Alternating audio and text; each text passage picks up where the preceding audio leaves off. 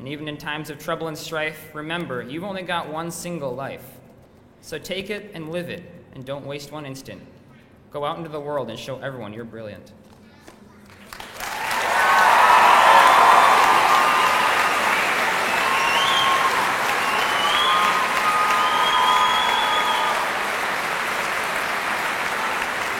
And now, please welcome to the stage one of the best teachers this school has to offer, ever has had to offer, never will have to offer, Mr. Matt Friedel.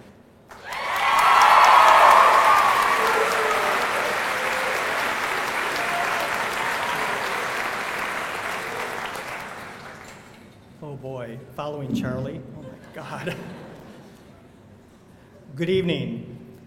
HHS graduating class of 2014, Board President Johnson, District Superintendent Bowen Egerbrotten, Principal Shoemaker, and our esteemed high school colleagues, families, and friends. A week and a half ago, May 27, 2014, a date which will live in, oh, I don't have any idea. You see, on that day, Senior Class President Charlie Johnson poked his head into my classroom at the beginning of the 6th hour and asked, "Mr. Friedel, is there a time I could talk to you for a bit?" "Sure, I have sea lunch." "That'll work." I ran a quick errand after 6th hour right during the beginning of lunch, knowing that Charlie would be in my classroom. I returned to my room. Where's Charlie? Then I noticed that the teacher's chair was facing backwards. It spun around 180 degrees. There's Charlie, smiling away. "Hi, Charlie, what can I do for you?" "Mr. Friedel, what are you doing next Saturday?" "Why?" "Well, we wanted to know if you'd like to give the teacher speech at graduation." "Why?" "Because you're funny." I start feeling the pain in my stomach. "Charlie, you know that I'm not funny. I can't tell jokes. Remember that joke that I told in AP Gov? Why is Washington, D.C. like a three-ring circus? Because it has elephants, donkeys, and clowns." And nobody in the classroom laughed. Well, that's because it wasn't funny. But that Charlie was persistent. He kept hammering away at my reticence, and the pain in my stomach was growing stronger and stronger, and then he went in for the kill. "But Mr. Friedel, we're your favorite students. Do it for us. Do it for the kids." Curses you, Charlie Johnson. Now I have pain and guilt. Oh, all right. Thanks. Oh, and one thing, be funny. A little while later, I ran into HHS Associate Principal Mr. Moore on my way to the staff mailboxes in the East office. "Matt, I heard the seniors asked you to deliver the speech at graduation." "Yeah." "You'll do a great job. I've heard you give a speech before." "Yeah, but see, that's the problem. I only have one speech in my repertoire, and I've already used it. I can't use it again." "Don't worry, Matt, you'll be fine.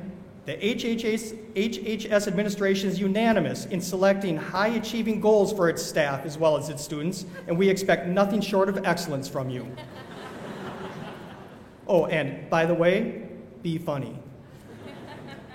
Great. So now I have pain, guilt, and anxiety over the security of my employment, all because on May 27th last week, Charlie Johnson stopped in my classroom on Tank Top Tuesday, spun around in the teacher chairs like one of the judges on The Voice, and asked me what I was doing anything tonight. I haven't had a good night's sleep since. Be funny. Be funny? How? Well, for example, AP Gov kids, for example, I could go back and reminisce about freshman year with you. Those of you who had me in 9th grade Modern World History might remember that at the end of each class period, I would play a variety of songs from my generation that I dubbed flashback favorites. And at the end of the year, I let you nominate and vote on the songs from your lives that are destined to become the new classics. The songs that you will then share with your children and grandchildren as the songs that most represent you. Do you remember that? In case you forgot, among the top songs in your list 3 years ago, Friday by Rebecca Black, I'm on a Boat, and the #1 song from your generation, the Pokemon theme song.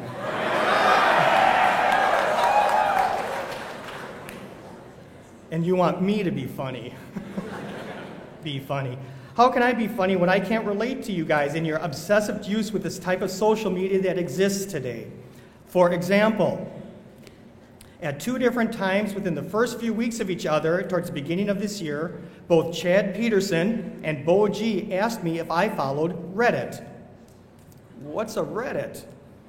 It's a social network where members share posts, texts, and things like that, and then they're posted on a bulletin board. Why would you read these? Because they're funny. They have a politics tab.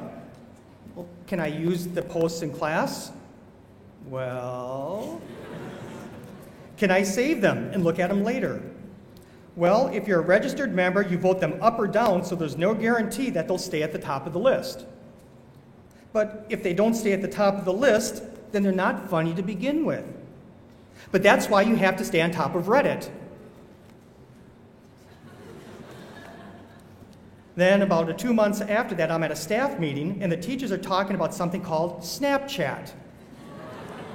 What's a Snapchat? Snapchat is a phone app that people use to send images and videos to their friends, but the friends can only view them for a few seconds before the image disappears. Really? Another thing that sort of disappears like Reddit, but it really doesn't disappear forever because it's still out there in cyberspace? And the kids are doing this? Yep. Why? Because they think it's fun. Sheesh, here I thought I was all caught up on this new technology because I knew what a selfie was, and this year alone, I found out I don't know my Reddit from my Snapchat or my hashtag from my YOLO. The most recent example of my cluelessness occurred in AP Gov class at the end of the school just last month. The kids were working on a simulation called On the Campaign Trail, where they were placed on teams and given the task to design campaign materials for fictitious candidates based on some limited information that I had given to them. One of the first tasks was to design a piece of direct mail, those glossy flyers that candidates mail out to potential voters. The piece needed to contain the candidate's name, campaign, themes, slogans, references to voting demographics, and photographs. Well, one of the fictitious candidates' names was J.T. Watts. And since he really didn't exist, I figured the kids would find an image of a person whose name sounded close to that, J.J. Watt, the 2-time Pro Bowler defensive end for the Houston Texans who played college football for the Wisconsin Badgers. Well, first our AP Gov kids are designing the prototype of their mailers, and the J.T. Watts team isn't using J.J. Watts' photo. They're using someone else's image. Since they're in the introductory brainstorming phase at this point, I decided just to let them work and we'd see where it would take them. Second hour. And the J.T. Watts team in second hour is again foregoing J.J. Watts' image and using the same photo as first hour.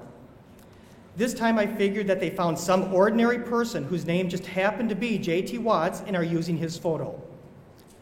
And then third hour. Sure enough, the third hour group is using the exact same photo, and it's not J.J. Watt, the young white football player from Wisconsin. It's a white guy about 10 years older, slender, wearing a white shirt and a black bow tie, a perfectly trimmed 3-day beard, head down, glam shot. But this time, the third hour flyer didn't even use the person's full name. Now, Leah Ross is coordinating part of her team's effort. After about 20 minutes of work time, she says, "Mr. Friedel, we're done with our draft." She turns the computer monitor to face me. "What do you think?" Silence. Finally, I say, "Who is that guy?" Leah says, "It's JT." And I said, "JT who?" She goes, "No, JT, Justin Timberlake." "Oh, so that's who that is." "You don't know who Justin Timberlake is?" "Not really. I know his name. and I saw him in the movie Bad Teacher, but I wouldn't be able to pick his face out of a crowd. Isn't it funny that all 3 AP Gov classes used the exact same photo of the same guy, and I didn't know it was Justin Timberlake? No, Mr. Friedel, that's not funny. That's sad. Mr. Friedel, he sang the song Sexy Back. Don't know it. You don't know the song Sexy Back? Nope. I recognize the title, but I can't pick it out of a playlist or anything like that. In fact, I don't know any of his songs. You don't even know any of his songs for a solo career? Didn't you listen to NSYNC or Backstreet Boys when they were popular? I was already in my late 30s and early 40s when they were out, so no, I didn't listen to them. The last boy band I listened to, The Village People, 1977.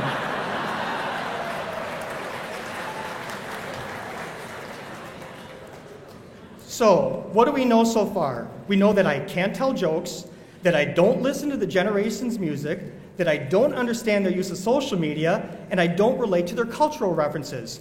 So, what am I doing up here? What is it exactly that I do? You said I was funny, even though you already knew I can't tell jokes, or that I don't really relate or live in your world.